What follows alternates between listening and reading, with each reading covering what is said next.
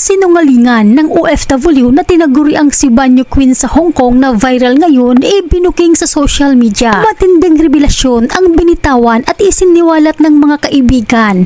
Isa na dito ang patungkol sa AFAM na sinasabing kanyang kasintahan. Kasunod ito sa mensahe na post ng isang vlogger na di umano'y parang kinusinti pa si Banyo Queen.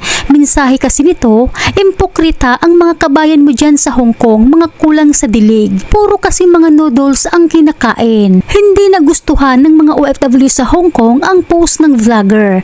Below the belt na umano ang panglalait nito at nilahat pa umano sila. Kahit si Sir Brian Kalagi na dating OFW sa Hong Kong, hindi rin nagustuhan ang post ng vlogger. Napaka below the belt na yung sinasabi mo sa mga kababayan natin.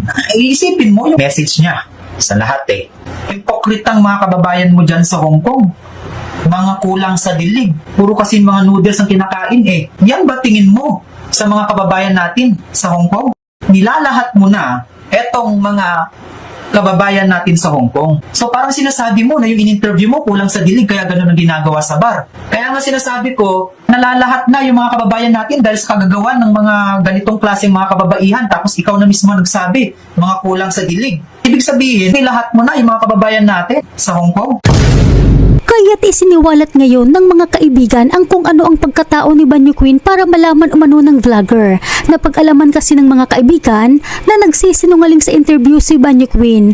Kung ating matatandaan, lumantad sa media si Banyo Queen para ipagtanggol at linisin ang kanyang pangalan. Matapos kumalat ang malaswang video na pinost ng kapwa niyang Pinay na OFW sa Hong Kong.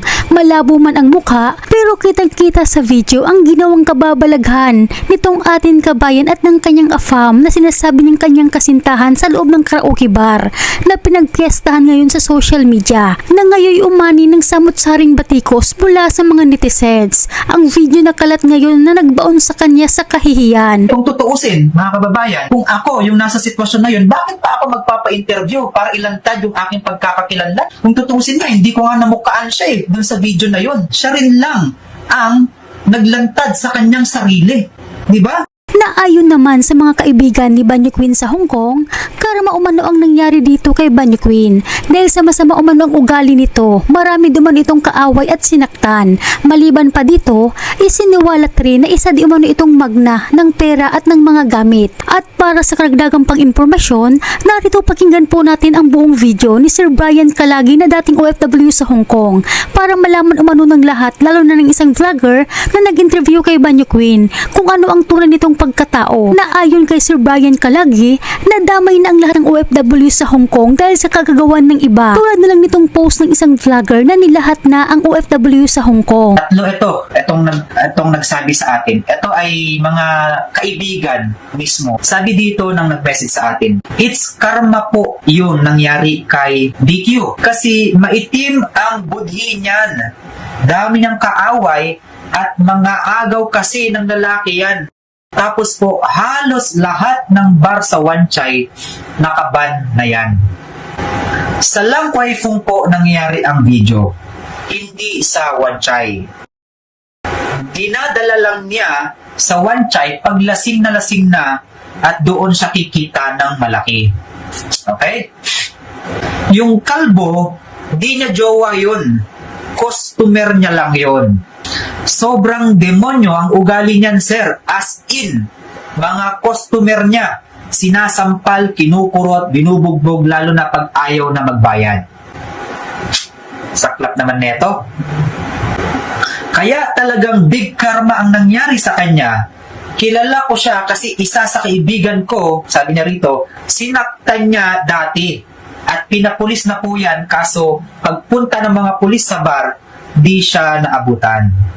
Wala din po siyang masyadong kaibigan dahil sa kapangitan ng ugali. Madaming galit sa kanya. Mga bar sa Wan Chai, mostly ban siya at mabibilang lang ang napapasukan niya. Famous sa Wan Chai yan. Malakas kumita kasi at magaling kumuha ng atensyon ng lalaki. Pero lumaki ang ulo niya, kahit mga manager wala na siyang respeto, kaya naban siya at babanggitin ko yung mga bar kung saan siya naban. Okay, ito yung mga sikat na bar sa Wan Chai. Sa Joe Banana, sa Centrico, Amazonia, sa Tabo, sa embassy, at sa station. Bihasang-bihasa pong magna. Sabi dito, hindi lang pera, pati alahas pa. Sana po madakip na yan at ma-deport. 100% overstay na yan. At nakilala ko yan dahil sa friend ko na sinaktan niya, kinabukasan pinapulis siya, di lang siya naabutan. Matagal na sanang nakulong yan. Eto pa, dati pong refugee siya, ngayon po overstay na siya. At paano ko po nasabi? Kasi may nag-report sa kanya po at doon nalaman na overstay siya, nag-request po siya na uuwi siya sa Pilipinas. Binigyan siya ng 7 months para i-process at kaso sa korte, di na siya nag-attend at nag-jump siya kasi na-realize siguro niya na di ka siyang ipon niya para mag-for good. Kaya nagtatago siya now at kilalang kilala po siya sa Wanchay. Totoong-totoo po yan, sabi rito. Kayo lang po ang nakita kong pwedeng pagsabihan sa totoong ugali ni BQ.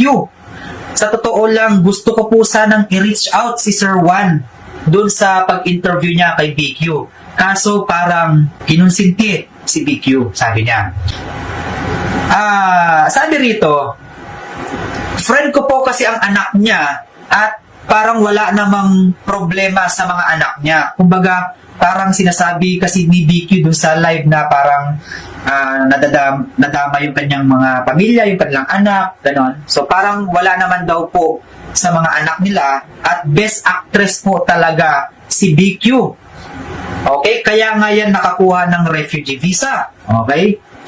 Sumuko po yan siya sa police after 3 months over visa, overstay. At na-detain siya ng about 1 year, okay, 1.5.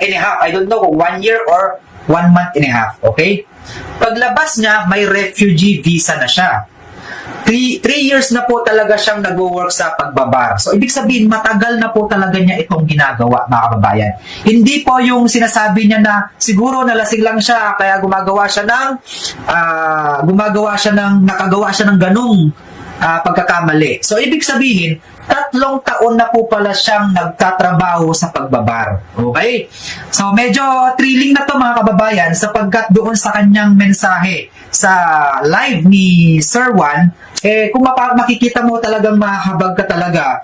At syempre, parang, alam mo yun, yung tipong magagalit ka talaga doon sa kumuha ng video, talagang may inis ka talaga. Pero ito, we are revealing the truth po talaga. So siya daw po ay 3 taon na siyang nagtatrabaho sa pagbabar. So, ibig sabihin, bihasa na nga po itong sa kabayan.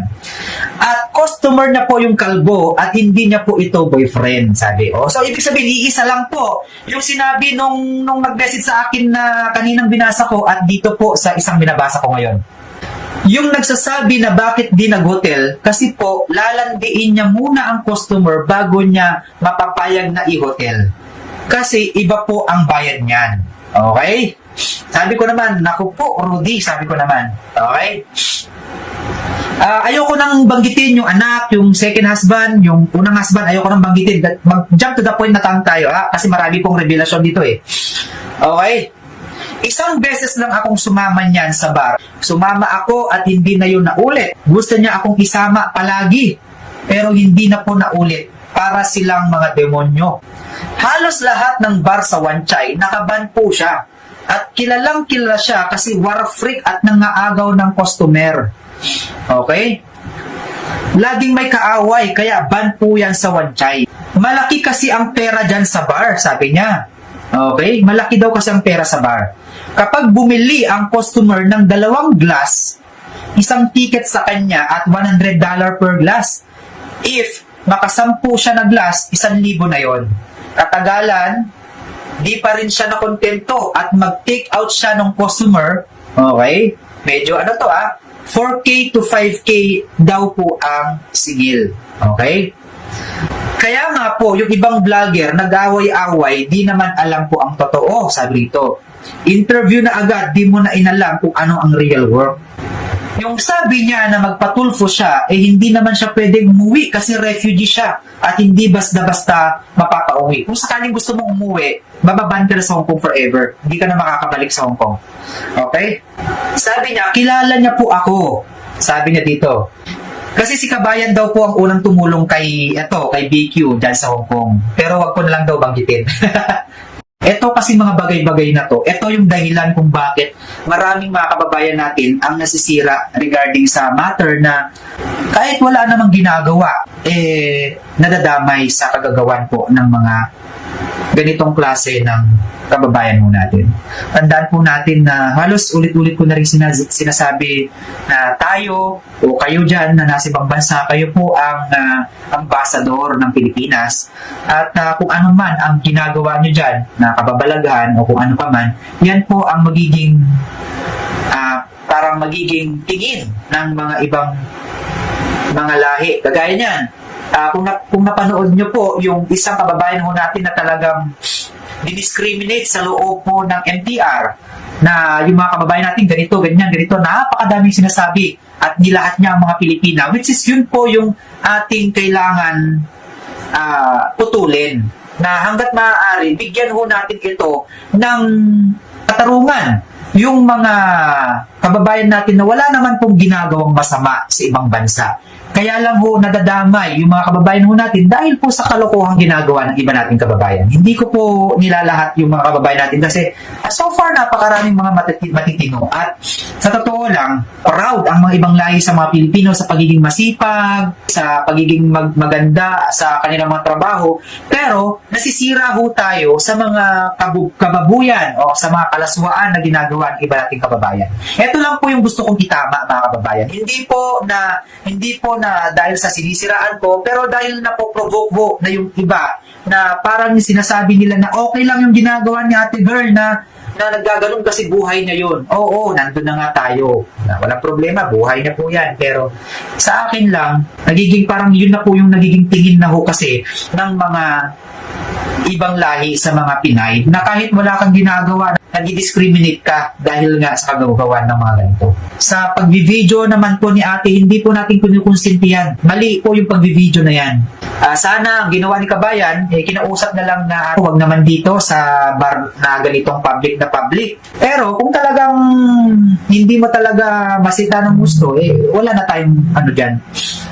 Kumbaga, kapalan na lang ng pagmumuka. Okay?